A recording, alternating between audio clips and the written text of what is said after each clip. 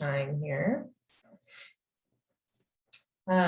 So I will just start and say thank you so much for being here tonight. I know we saw you not long ago, and we just so appreciate the time that you take to spend with us. And if you missed the last meeting, you may be wondering who I am. I'm Lauren Foster, and I'll be facilitating this group going forward. I'm really excited to have this space to connect with you and to hear from you as we continue this process. And I would also like to welcome the community members who are in attendance, who aren't part of the CAG.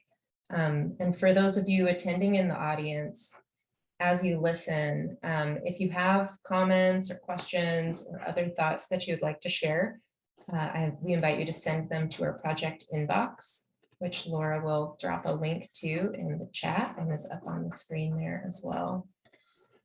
We log each of those. Oh, you can go back one real quick. Yeah. We log each of those messages to the project inbox in our public comment log, and we share that with the project team and all of the advisory groups ahead of each of these meetings. Also, just a reminder that these meetings are recorded and they'll be posted on the project website for anybody who couldn't attend live. And so as we start, I'd like to ask our project team members to please turn your cameras on and introduce yourselves very briefly, if you could. And we'll start with Dave Sowers. Hi there, thanks Lauren. David Sowers, I'm a Director of Terminal Engineering for Washington State Ferries. Hadley? Yes, hello everyone. My name is Hadley Rodero and I'm the Community Engagement Manager for this project for Washington State Ferries. Okay. You want to go next, Doug? Hold on there. There I am. Hey, I'm Doug Plater. I'm the Consultant Project Manager leading the engineering. Fantastic. How about Charlie? Hi everyone, my name is Charlie Torres and I'm the State Project Manager for Washington State Ferries. Thank you. Maggie? Good evening, everyone. I'm Maggie Buckley, and I'm an environmental planner, and I'm supporting the environmental aspects of the PEL process. Marcia?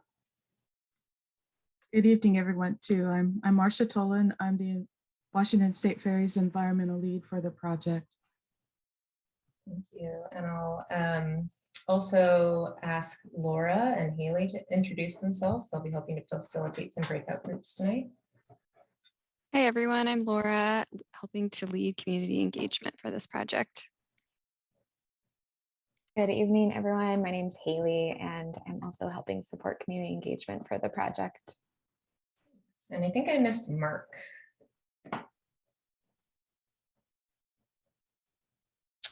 Hello, everyone. Mark Bandy with the consultant team supporting the transportation analysis on the effort. Did I miss anybody from our project team? I'm scrolling through the list of participants trying to find them. Great. Then we'll switch to the next slide, and I'll try to go quickly since hopefully we're all getting used to this platform that we're using together. I just want to reiterate a few technical details to make sure everyone's able to participate fully. So you may notice that we have a slightly different setup for members of the public in attendance this evening. You'll notice that you do have the option to turn your camera on, unmute, and use the chat. And we will be inviting you to speak and chat during the small group discussion portion of tonight's meeting. A few other logistics, please check to make sure that your name shows up correctly, and you can update that using the more arrow or by clicking on your image and choosing rename. Remember to please keep yourself on mute when you're not speaking, and also to unmute when you are speaking. And we welcome you to turn on your camera if you feel comfortable doing that, especially during our discussion portion of the evening, but of course, whatever's comfortable for you. And if you have technical questions, you can chat directly to Miles at technical support in the participant list, or call or text at 206-399-3537. And during our discussion periods, we'll be using the chat and raise hand tools. And you should see the chat at the bottom of your Zoom window, and you can access the raise hand tool by popping out the participants box and choosing the hand icon at the bottom. And you can find the raise hand tool at the bottom of the Zoom window in Windows by pressing Alt plus Y, or Mac by pressing Option plus Y. And finally, if you're joining by phone, you can raise your hand by pressing *9. We will be using the breakout room feature in Zoom today, which is a little different, and I'll say more about that later on before we divide into groups. So for the agenda tonight, as I mentioned, we're going to have some community-focused discussions to talk about how your specific community's priorities and key issues make sure that they're represented as we draft initial screening criteria. And we'll also talk about upcoming community meetings. In each of the breakout groups, Fauntleroy, Southworth, and Vashon, you'll have 20 minutes together in the rooms. We'll come back together and do a quick share out, and then provide a quick overview of the screening criteria process that's coming next. Take a look at what's coming up in 2022, which is truly just around the corner at this point. Before we get started with that, I'll just give a quick recap of what we talked about at our last meeting on November 3rd. We reviewed the revised purpose and needs statement, and CAG members shared questions and suggested changes. And we are going to share a copy of the revised purpose and need statement in the chat. And Laura should be dropping that in the chat.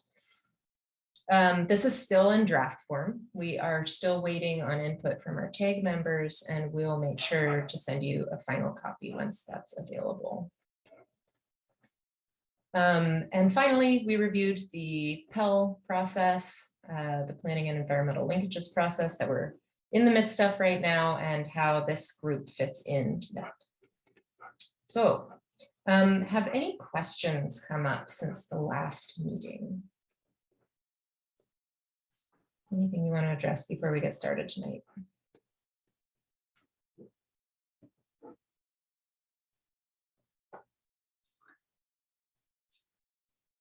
Great. All right, then I will go ahead and hand it over to Hadley, I believe. Yeah. So I just wanted to check in on the comment log. As you know, we share all the comments, as Lauren mentioned, that we've heard from members of the public, community members, as well as CAG members and our other advisory group members with you all ahead of each meeting. We sent that comment log out on Monday, which I know is pretty close. Didn't give you a lot of time to look through it with the long holiday weekend, but just wanted to take this minute to check in on that, see if anyone had any questions about the comment log or comments about it. Before we move on, this would be the time in the meeting where if we're meeting in person, we'd be allowing members of the public to comment, or we'd be taking that public comment and talking through it. So this is just a chance to share your thoughts about what you saw in that public comment log. Make sure that you've seen the feedback from the broader community, and let us know if you have any thoughts. You can also feel free to follow up with us by email if you want to discuss anything. So anybody have any comments or questions on the comment log that we shared with you earlier this week?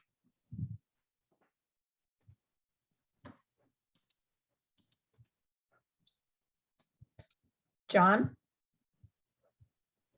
I think one of the things about the comments that I mean, at some point, I mean, like one of the things that struck me was, it's like, well, let's move the dock. And I think all one has to do is look at the map to see that there's no other place realistically for the dock to go. So I was just wondering, is there a point at which, for the things that really aren't viable and don't make sense, that we start maybe putting together some kind of responses why this is just not a viable idea? I mean, I realize we started out saying everything's on the table, but I think we do a disservice to everybody's time if we continue to entertain things that are just way out of the realm of possibilities. Yeah, I mean, I think that We'll talk more about that. So maybe I'll ask you just to table your question to later. Maggie's going to talk a little bit more about the screening process that we're embarking on at our next meeting. But I think that a lot of that will come out as part of the Pell process where we screen alternatives out, and that level 1 screening is intended to screen out those alternatives that maybe fall outside the purpose and need of the project or don't meet some of our screening criteria, which we're going to start talking about very soon. That's the intention of today's meeting. So why don't we have Lauren remember that we'll circle back to that at the end of the meeting. And if you still have questions or comments about that, John, after Maggie talks about that toward the end of the meeting. I just had a quick question about the comment log and was wondering if maybe there's a way that when you refresh it every month or whatever, that maybe just the new comments are in bold or something like that. It feels really cumbersome to have to read through things that I've read through before and not really have clarity on what is new. So that's just a thought. That's a good comment. We'll try to figure out the formatting. It is getting really long and we're only a few months into the process. So there's probably a better way we can share with you what's new, but I also want to keep sharing the past comments so that we see them all collectively. And in case somebody doesn't have a chance to read it before each meeting, they can see what we heard. Maybe if it's updated once a month, then new things could be bolded or something like that. So if you are looking at it repetitively, you're not feeling like you're reading the same things over and over. So great. Thanks, Susan. That's helpful. Anyone else questions about the public comments? I see Scott says in the chart. Scott's asking that maybe everyone could identify themselves when you speak if you're a member of the CAG, just as a reminder to your fellow CAG members, your name and what community you're representing. Sorry, I'm Susan Frith. I'm a member of the CAG and I'm on Vashon. Thanks, Susan. Okay, I think with that, Lauren, I'm going to move on, but that's really good feedback on the format of the comment log and the comments itself. Right. So moving to our next phase of the meeting, and before Lauren tells us how we're going to get into the breakout rooms, I just wanted to sort of give a little intro here that we really value all the input that you all provided on the purpose and needs statement and your patience as we've gotten this process up and running. I know it's hard to start a new group and a new process, and you've all been great participants. We presented a lot of information to you at the last few meetings. So this meeting, we really wanted to focus on hearing from you and giving you most of the meeting to talk with your fellow CAG members and your community members. So we're approaching the part of the process where we need to begin really working collaboratively to find, as we talked last time, that win-win-win solution that balances the needs of all 3 communities. And that first step is to develop screening criteria, which may seem something that may seem obvious to one community, may be a lower priority for other communities. So this is sort of where we're going to really get into the work that all your voices will be really helpful to the project team as we get into developing how we will screen out those alternatives, as John was just mentioning. We want to give everyone a platform to share their thoughts. So we're going to break into 3 groups by the community that you represent and get more in depth into your thoughts about what to prioritize in screening alternatives. And our facilitators will talk about what we've heard over the last several months from each of the communities, as well as in previous phases of outreach that Washington State Ferries has done for the route, and really start to dive into how the purpose and needs statement that we talked about last time translates to priorities for each of you and for your communities. So with that, I'm going to let Lauren tell you how we're going to break into breakout rooms. And if you will end up in a room, and if you feel like you're in the wrong room, just let your facilitator know if you'd rather be. I know some of you kind of represent multiple communities or live in multiple communities at different times. So feel free to speak up if you want to be in a different group. Lauren, how's this all going to work? Thanks, Hadley. So we're going to use the breakout rooms feature now. And so members of the CAG will be assigned to a room with other members representing your community. So Southworth, Vashon, or Fauntleroy. And a facilitator will be with you, either Haley, Laura, or myself. And anyone attending from the public today will stay in this main room. So there's nothing else that you need to do, and have a discussion with the project team members to get your perspective on upcoming public outreach. So CAG members, when we put you into the breakout groups, you'll get a pop out that looks like what's on the slide there, and you'll be automatically redirected to a breakout room. So it may look a bit like you're leaving the meeting, but don't worry, you're not. You're just walking out of the main room and going down the hall into your breakout room. And so you shouldn't need to click anything special either, just hang tight while we kick these off. And then I will say, when we're coming back from the breakout groups, you'll get a 1-minute notice that it's ending, and same thing, you'll just be automatically redirected into the main room again, and just be sure not to click leave meeting at any point. All right, so Haley and Miles, I think we're ready to hop in.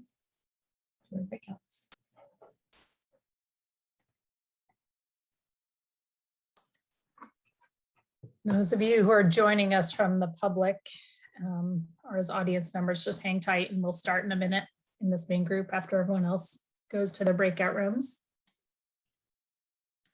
Yeah, and if there's any CAG members that are still in this room and hearing us, please let me know and I'll get you assigned to the right room.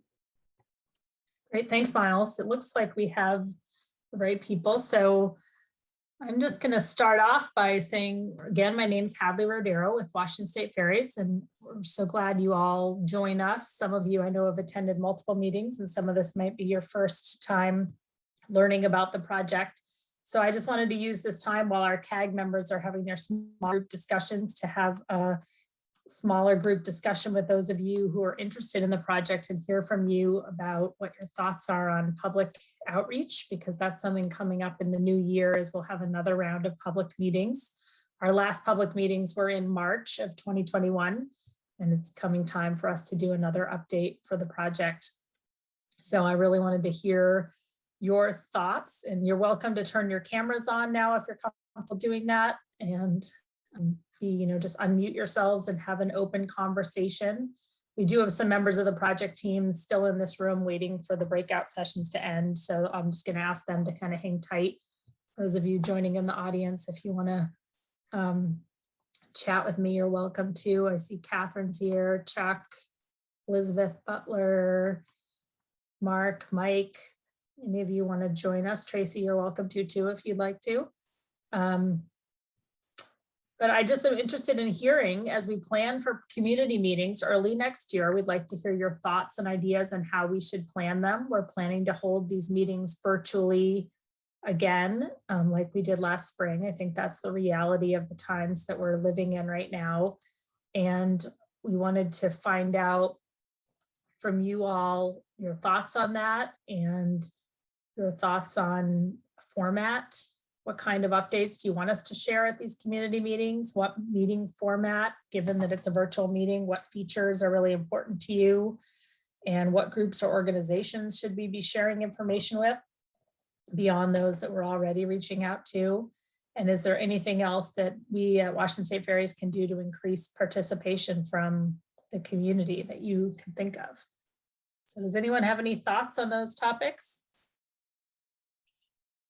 Hadley, this is Catherine Bailey. Did you say when those community meetings are going to be? Is it first quarter? First quarter. We haven't set dates yet because we're going to have at least one more round of our advisory group meetings, a meeting with the CAG before we're going to be ready to go to the public. So I would say, February at the earliest at this point. Okay. This is Chuck Sawyer. Hi, Chuck. You can hear me good. I unmuted, I guess. So my question is, I'm not aware of all of the organizations and groups that you have on your mailing list, but I do think that all kind of community organizations along the main transportation routes currently out of West Seattle, and then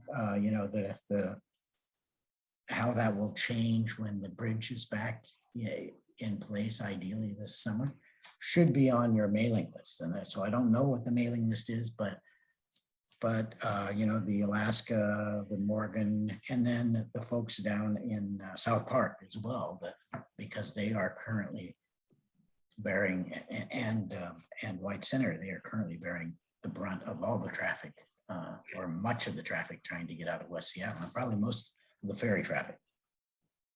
That's a really good point, Chuck, and I'll double check with that. And also, we've been working closely with SDOT and their West Seattle Bridge team, and I'm sure they'd be happy to share some of the contacts if we don't already have them on our list. That would be really. Can I raise one quick point, since I've got my mic on, that maybe a little bit off topic, and I was trying to send you a note and I never quite had to figure out how to spin it, but you know, you asked last time for one final look at objectives and then maybe criteria for evaluating alternatives. And it seems to me that given both the cities and the state Department of Transportation's Vision Zero goals to eliminate traffic accidents, the one thing that that the ferry system might consider as, if not a goal, at least a criterion for evaluating options, is the reduction in SOV use. So alternatives that could include measures to increase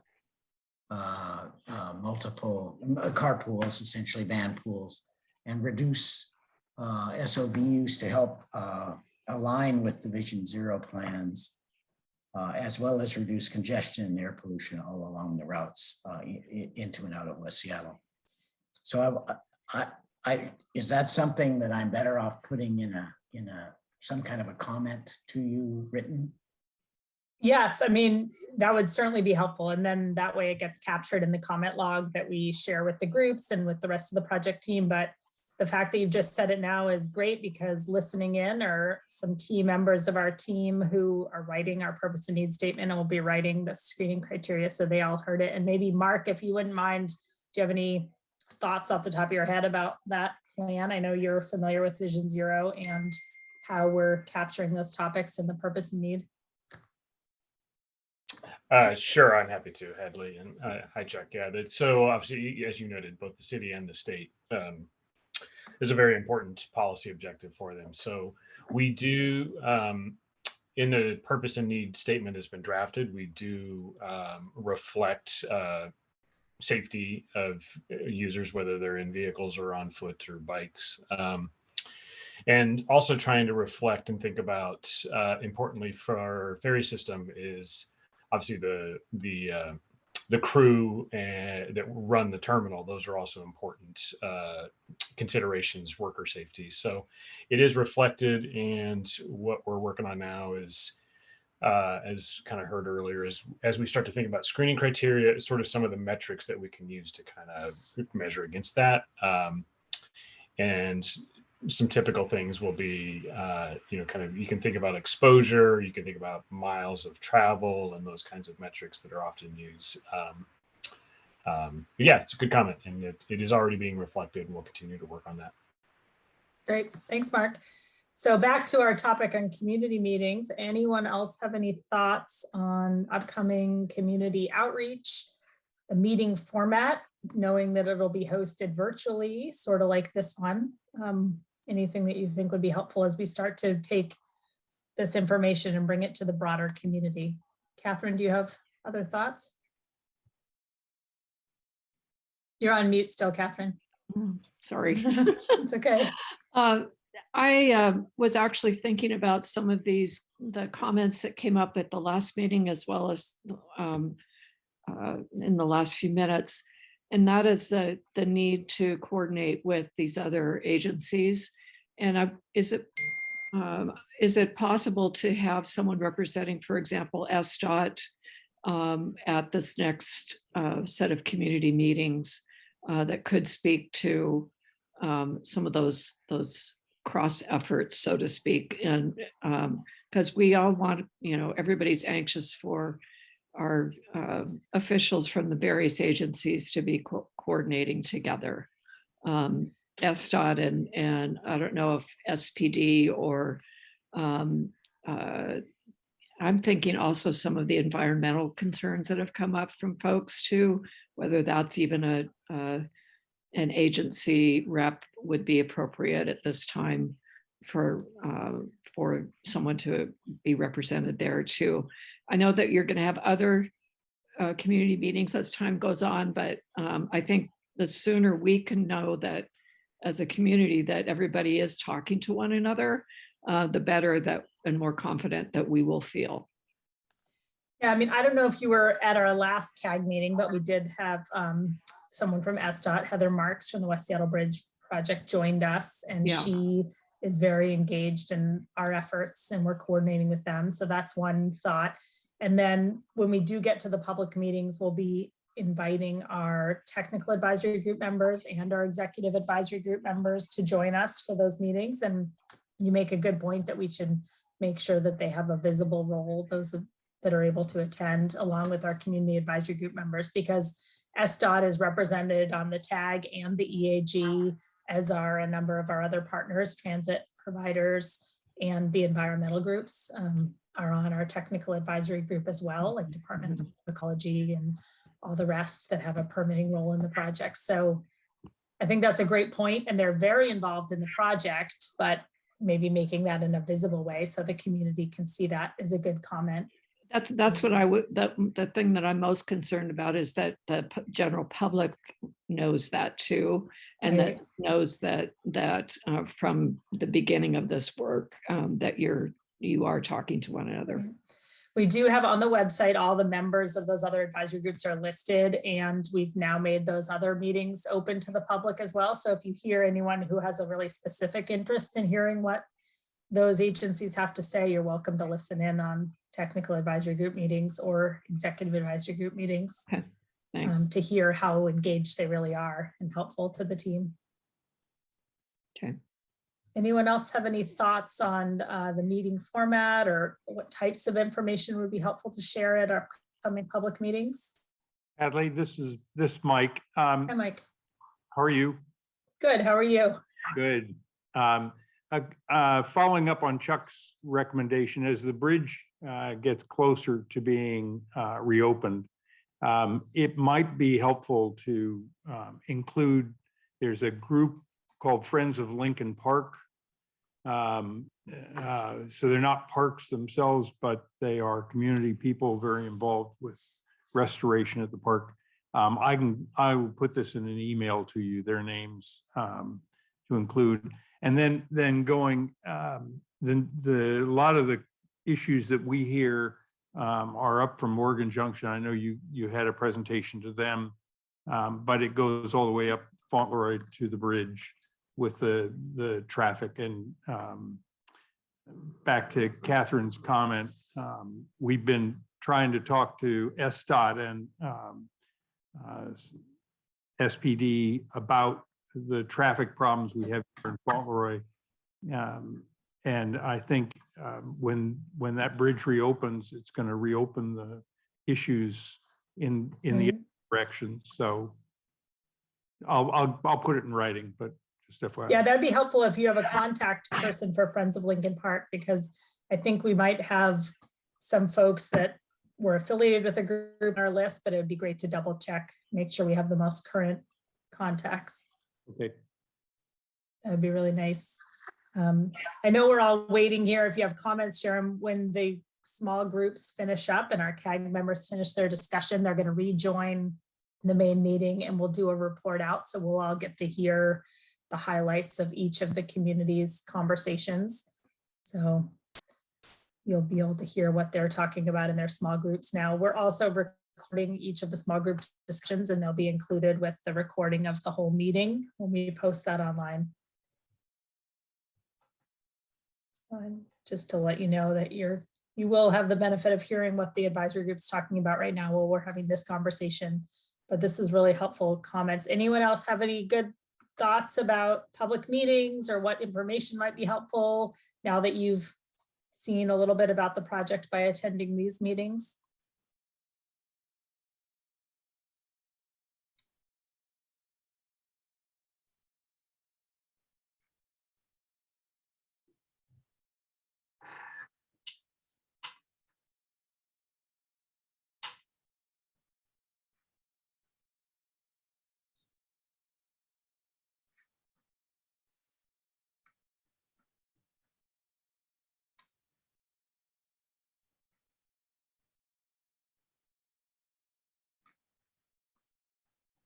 Mike, are you talking to us or offline? I can see you're talking, but you're on mute.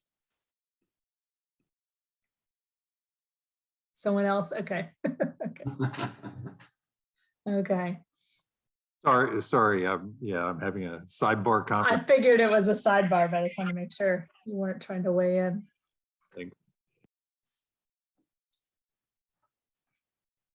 Kathy, I'm just thinking of another group to include, and you're probably already on your list, but that's Lisa Herbold's office.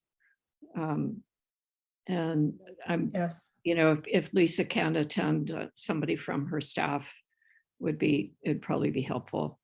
Yes, and she is on our executive advisory group, and she's been attending every meeting, and she and Newell, her legislative assistant, are in contact with us a lot. And I know she's been trying to include updates on the project in her weekly newsletter. And that's a good reminder that we'll make sure she gets the information to put out the information about the public meetings through her newsletter. Yeah.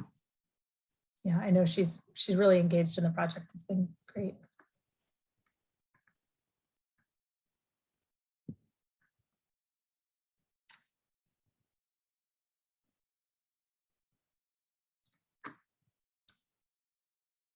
Hi, Gary. I see that you just joined us. How are you?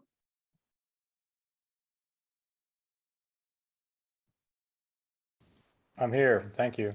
You're here. So I think, are you just joining us for the evening?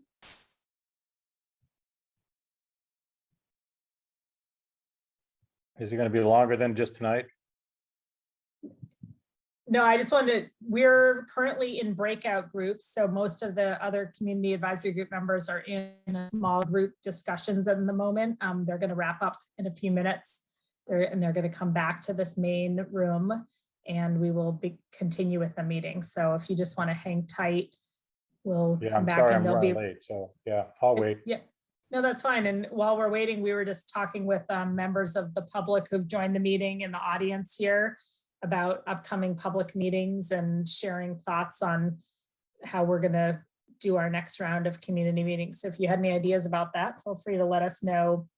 We're talking about doing another round of virtual community meetings, online meetings, sometime in the first few months of 2022 to share project updates. We've had pretty good success with COVID update meetings on Vashon Island that's run through, I won't call it a speakers bureau, but I'm sure you get access to that, and I can get you in touch with those people if you want it. Yeah, that would be great. That'd be helpful just to hear other ideas. And if you want to just introduce yourself to the rest of the members of the public here, that'd be great. Oh, sure. Gary English, 25 years on Vashon, and formerly assistant fire marshal with Seattle, involved specifically in major transportation planning. So I spent more than my fair share looking at the WashDOT Coleman Dock and a few other projects. So pretty good stuff. Right. So Gary is a member of the community advisory group representing Vashon Island, but also bringing a lot of his experience in planning for these major projects.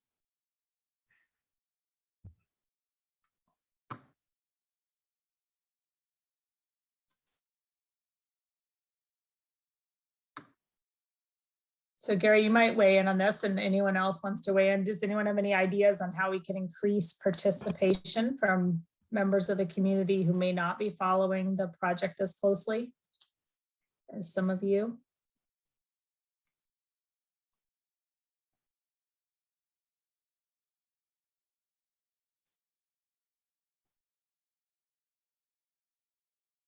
Well, the easy answer is to simply put something controversial in the local media, and then everybody will come to see what you're talking about. Right.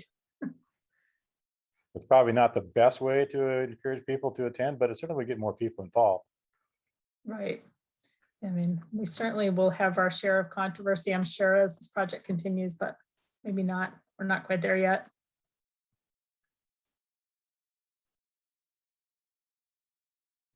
Anyone else have any comments before we wrap up this group and the rest of the community advisory group members join us? Elizabeth, do you have any comments, thoughts?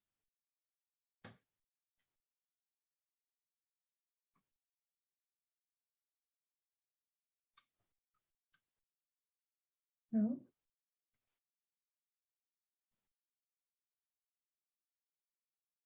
Elizabeth says no in the chat. Okay, it looks like we're going to. Miles, are we closing the breakout groups? Yep, I will go ahead and do that right now. Okay. So we'll just stand by for a minute and everyone else is going to join us. Thanks everyone for the great discussion.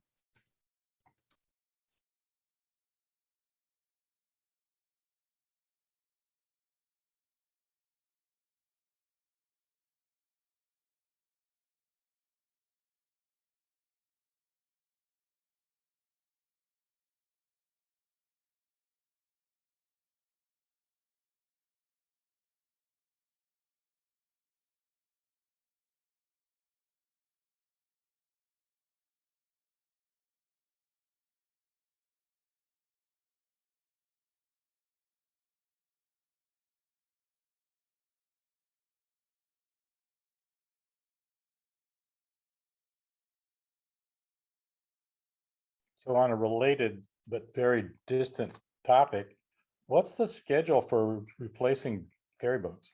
Just curious. Probably not in your wheelhouse, right? Well, I can share that with you, but maybe I'll take more than 10 seconds that we have till everyone rejoins the meeting. But I'll follow up with you afterward, Gary, on that.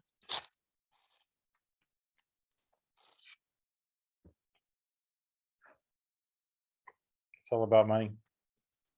Right.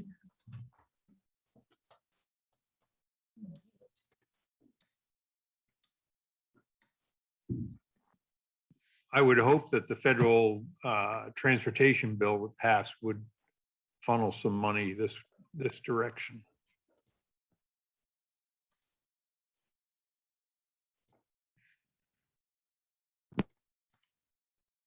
All right, well, we managed to all get out of our Vashon room, I think.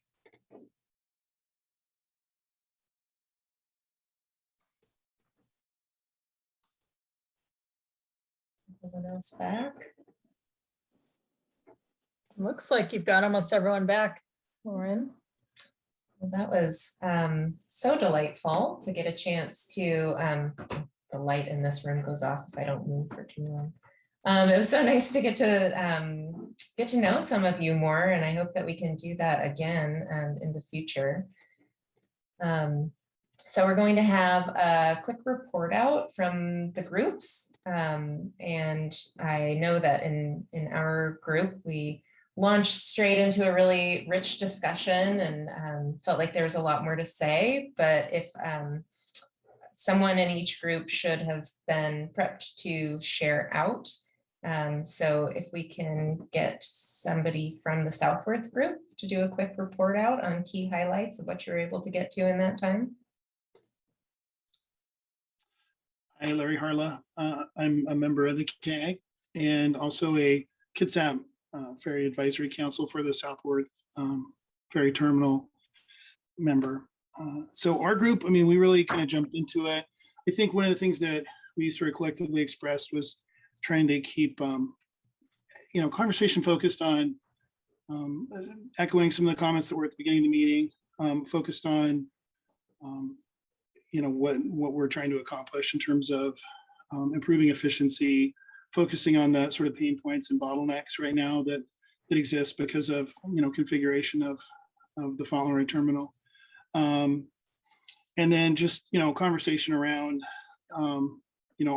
Kitsap County and Southworth. A lot of community input still is not maybe there because it's a different dynamic. Each of the communities, there's a lot of overlap. We have a lot of shared interests in ferry service here, but there's some divergence too, and just in terms of how utilization occurs. We have a lot of young working families. Kitsap County is experiencing growth. We have a lot of folks who don't actually use the ferry to go to Seattle. We have folks that are going to SeaTac and other places, and this is a real vital transportation link, very important for Kitsap County, the economy, and very important for young working families. And so in a way, it's an equity issue also between the communities. Certainly Southworth, that's something that I think should be considered, and hopefully going forward, we can continue to try to get voices from folks who are, likely maybe users and really dependent on this service and efficiency of the service, who might not really be aware still of this process and of how they can, stay tuned and have their voices heard. So that was something that came up. Thank you. So it sounds like there's a lot of different interests to be considering, and we're going to talk about community meetings coming up as well and get some of your input on how to do just that. So yeah, thank you so much. Emily was going to report out from our Vashon group. Yeah. So I'm Emily Scott. I'm the member of the CAG, also the chair of the Vashon Ferry Advisory Committee. So yeah, we had a pretty robust conversation. I think everybody in our group is well acquainted with all of the constraints and and all the different kind of political and different perspectives of each community. And we really ended up talking mostly about the confluence and the overlaps and how they're kind of inextricable, the operational challenges versus, dock design, how you really can't parse the two. So, size of the dock and to what extent could, like ticketing and loading be adjusted such that a dock the current size could be operational, butting up against, Ferry's current standard of building docks that are 1.5, the ratio of 1.5 to the boats that serve that terminal. So yeah, we just kind of got into mulling through the relationship between operational constraints and design and infrastructure management. And of course, that's a giant conversation. And so no surprise, we didn't come up with any solutions in the 10 minutes. That's right. But it was a good start. Thanks, Emily. And from the Fauntleroy group, did I understand that Frank will be reporting out? Oh, I think you're on mute, Frank.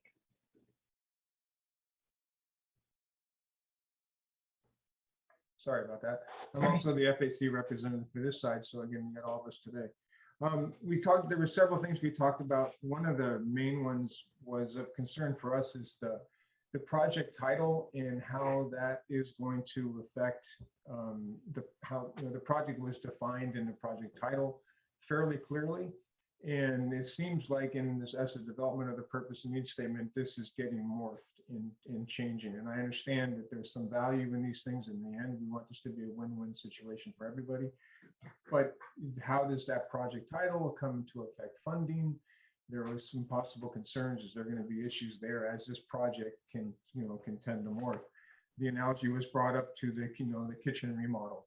As you start getting into this thing, it starts to change, and is that going to affect the overall deliverability of the project? So that was just kind of a concern we had, or one of the things we wanted to bring up. It was also brought up the capacity. The city has dedicated, they decided years ago the capacity of the dock and the throughput, and that seems to be changing. And what is at WSF's, commitment to redirect traffic and or to improve multimodal and or multi-person vehicles? Is that something that, what is, again, that was just a concern we had. The comment was also made, that there's 80% of in line with that, 80% of the current vehicles using the ferry are single occupancy, and that does not seem to be in line with the city's wishes and or I think the best effort use of that facility to try and increase capacity.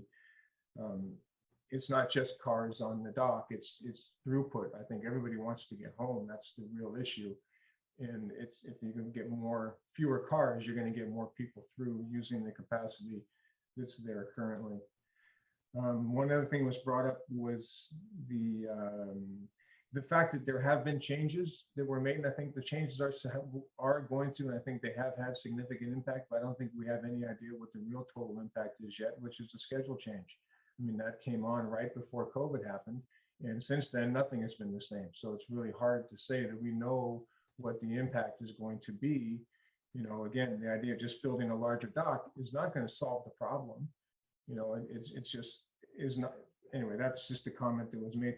And lastly, in agreeing with the earlier comment on equitability, we want to make sure that, you know, that the affected neighborhoods are kept in mind, and, you know, in how it's impacting them. As much as, you know, Larry brought up the neighborhoods on the other side, there's also neighborhoods in Seattle, you know, High Point, South Park, that are being affected by this, and we just want to make sure that they are not lost in this conversation as well. Thank you so much, Frank. And I know Hadley got to hear from the other community members that are in attendance today, and so I'm just going to hand it over to you, and then you can talk about our community meetings as well. Yeah, thanks, Lauren. It was a great conversation, and actually dovetails well with what Frank just said, because some of the feedback we got about the upcoming public meetings is to make sure we're reaching out to some of those affected neighborhoods in greater West Seattle, and engaging members of those communities, especially as we get closer and closer to the West Seattle Bridge reopening. There might be groups that haven't been paying as close attention because ferry traffic isn't affecting them right now. And this spring we'll be getting closer to a summer reopening of the bridge, and it'd be a good time to kind of reach out and make sure they're aware of community engagement opportunities for this project. So that was really helpful feedback. We also got the other suggestions about the meetings. And while you were all away, Gary English, who's one of our Vashon reps, joined us. So he shared a few thoughts as well. Hi, Gary. So the whole group knows that you've joined us. So he's shared a couple comments with the group that are going to be helpful as we get ready for the public meetings coming up this spring. So just to move on to that topic, as you all know, a key function of the CAG is to help us better understand and engage the community, that you all provide us input, but we also rely on you to help us gather input from the broader community at certain milestones. So to that end, we're planning community meetings early next year. And we really wanted to hear your thoughts and ideas on how we should plan for those meetings. We know at this point that they're going to be virtual meetings again, much like the public meetings we held last spring in March to kick off the project. So we're just going to go ahead and plan for them to be online meetings. But we really wanted to hear thoughts on, given that kind of constraint, what the best way to format the meetings would be, what you think would be most helpful in your role as the CAG and gathering input from the broader community. And so we're going to be sending out a questionnaire before the next CAG meeting with the following questions, and I'll just let you know now so you can think about them. What will your fellow community members need to understand and engage with this process, knowing what you all know based on all the work you've been doing over the last couple months? How can we ensure we're hearing from everyone in the community who may want to engage? So sort of broadening that reach and encouraging as many people as possible to participate. What meeting format do you prefer, given it's an online meeting, but there's different ways to do it, letting people give verbal comments, written comments, different way that you could structure an online meeting. And what groups or organizations should we be sharing information about the community meetings with? And we have a lot of folks already on the project mailing list, but I'm sure there's some that we're missing. So it's always helpful to get contacts from you or hear about other groups in the community that we should be including. And then also, what topics do you think we should cover? On the slide, it shows the topics that we think will be the focus of the meeting, the purpose and need statement, and the screening criteria that you'll all be working on in your next couple meetings, and then a preliminary list of alternatives. And then how do you as CAG members want to help get the word out about the community meetings? So give some thought to how you could help as members of the CAG in your role of kind of being that connection point with the community. And we're happy to provide any resources that would help you with that, whether it's like hard copy materials that you could hand out or things you could share with your email lists and through your networks. So any ideas you have along those lines would be really helpful. And then is there anything that we can do to increase participation from communities that we haven't heard about as much? A couple of you mentioned equity and sort of making sure that all three communities are equitably involved in the project. So anything we can do to make sure we have balanced participation would be really great. So those are my thoughts, and I think I'll just take a minute, if we have time, Lauren, to take any thoughts off the top of your head, or you can also share them through the questionnaire that we'll be sending out in the next couple weeks. Yeah, sure. Any just key highlight thoughts that come to mind? Margaret? Oh, can you unmute yourself, please, Margaret?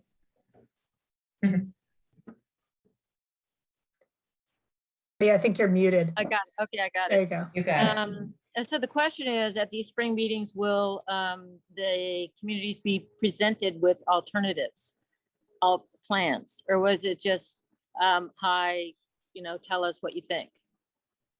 Well, we will be planning to share the 3 topics on the screen: the purpose and need, and then a draft set of screening criteria and a preliminary or draft list of alternatives to get feedback from the community. And you as a CAG will see all that material before we take it to the general public. And Frank?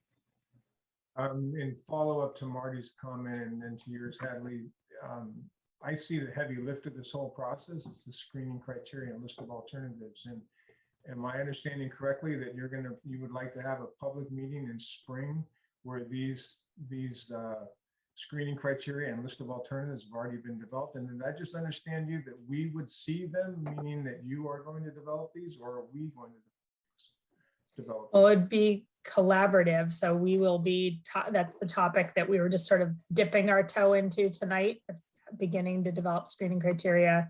And then at the next meeting or 2 meetings, that's why we're not announcing dates for these community meetings yet, because we know there's some work to do with the advisory groups. So ready to share that information publicly. Maggie, that's a perfect transition to what Maggie is about to share, is what's coming up next in developing screening criteria. And it'll be done collaboratively and iteratively with you all as we come up with something for you to react to and take comments and then move on from there.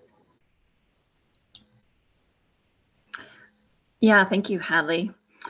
So the graphic that we're looking at here, we call this the funnel graphic.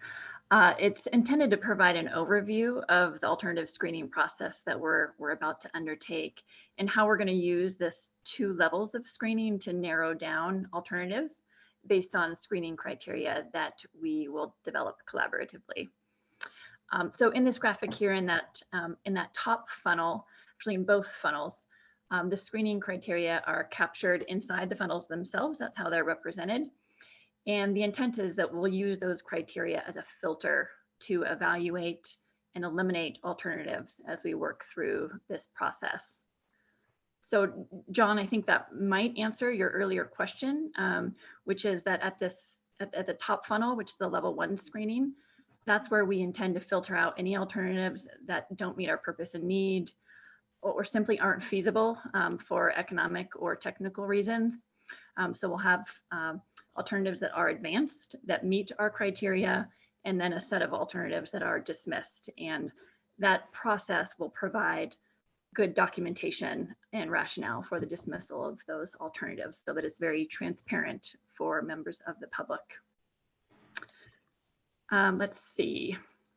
So as Hadley mentioned, we are working on a draft set of screening criteria and compiling a list of alternatives for you all to react to at the next meeting. And we have heard quite a lot of input and suggestions from the community over the past few months, and frankly, over the past few years on those subjects. So we're using all of that feedback to create that draft material. And we do intend on circulating those drafts to you all in advance of the next meeting, so you have time to review, digest, and come to the meeting prepared to discuss and offer your input. So I know we're running out of time here, but that's kind of a very brief overview of the process. But does anybody have any questions at this point that they would like to throw out? Sorry, yes, I do have questions. You mentioned screening criteria that you would use as the basis, but yet I don't know if we've seen that. I don't know if you're looking for our input on this, or this is a WSF thing that you are going to dictate what's going to happen, what that criteria is. You said you would take the screening or the list of alternatives and put them through your list of criteria. And what came out would come out one way or the other way is how I understood that. So if there was a way to see what that criteria is, again, if you're looking for our input, you may not be, and that's, please let us know. I would like to know that one way or the other way. And then you also said ahead of time, please, as much time in advance as you can, you know, I would appreciate it. Yeah, I mean, Frank, we'll be developing the criteria as we go with you. So we're, as Maggie just said, we're taking what we've heard so far, and the project team's going to do a first draft of the screening criteria and then provide it to you as far in advance as we can of the next meeting, and then spend the next meeting. That'll be the big topic. Same with the preliminary list of alternatives. We've certainly heard a lot of alternatives or things that could be considered alternatives, and they'll be taking all of what we've heard before and putting it into a list and say, is there anything missing? You know, what are your thoughts? So it's sort of this, the graphic Maggie was talking about, that top part where you've got all the squares and circles or all the various comments we've heard. That's the stage that we'll be at the next meeting. So nothing will be filtered or screened or discarded. Okay. We're too early for that. Thank you. Does that make sense? Sort of like we did with the purpose and need, where we brought you an early draft last summer. You gave a bunch of comments. We went back, the project team revised it. They added a lot of detail, refined it, brought it to you again.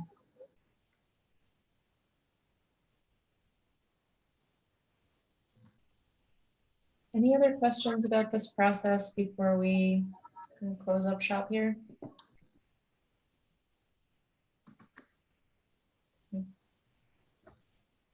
Well, we just appreciate every minute that you give us. So thanks for being with us tonight. And here's our roadmap that we'll be bringing up at every meeting. So we have reviewed the purpose and need and given a Pell process overview at the last meeting. This was really, like Hadley said, just dipping our toe into the screening criteria. And when we meet next, we'll have a draft list of that criteria for you to review, and we'll start to develop and draft that list of alternatives also for you to weigh in on in the process that Hadley just described. Just a reminder that this is a roadmap of all the things we need to get through to move forward, and each one is not necessarily its own specific meeting. Some might take more than one meeting, some might be grouped into a single meeting, so it just will depend on kind of how the technical work needs to come to this group to really make the best use of your time is what we think a lot about. So next slide, I think any final questions or thoughts? Well, I hope you all enjoy the rest of your evening, and please never hesitate to reach out with any other questions or comments. I know every conversation leaves me with more to think about. So as you kind of process what we've talked about today, just reach out. And I hope you have a lovely holiday season. And we look forward to seeing you in the new year, which will be 2022, if you can even believe it. All right. Thank you, everyone. Have a great Thanks a evening. lot. Thank you. Happy holidays. Take care. Bye. Bye. Good night. Thanks, everyone.